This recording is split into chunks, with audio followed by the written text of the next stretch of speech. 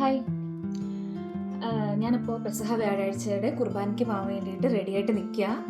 കുർബാനയ്ക്ക് പോയിട്ട് വന്നിട്ട് കാണാം. പറ്റുന്ന വീഡിയോസ് എന്തെങ്കിലുമൊക്കെ എടുക്കണമെന്ന് ഞാൻ വിചാരിക്കുന്നത്, ഷോർട്സ് ആയിട്ട് ഇടാൻ വേണ്ടിയിട്ട്. പറ്റുന്നതൊക്കെ ഞാൻ എടുക്കാം. അപ്പോൾ കാണാം. അങ്ങനെ ഞാൻ പള്ളിയിൽ എത്തിയിട്ടുണ്ടേ. എല്ലാവരും വന്നു തുടങ്ങുന്ന ആ ഒരു സമയമായപ്പോൾ തന്നെ ഞാനും എത്തിയിട്ടുണ്ടായിരുന്നു. അതിനുശേഷം നമ്മൾ വിശുദ്ധ കുർബാനയിലോട്ട് കടന്നു.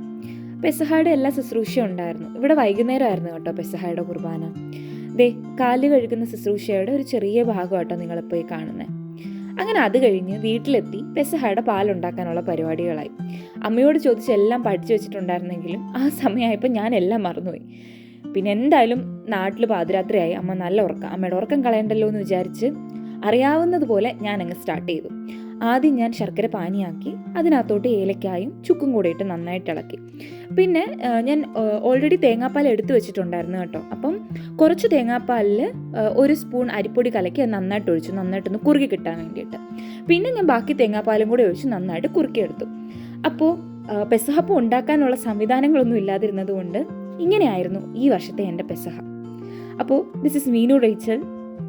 See you in my next video and please subscribe to my YouTube channel for more videos. Thank you.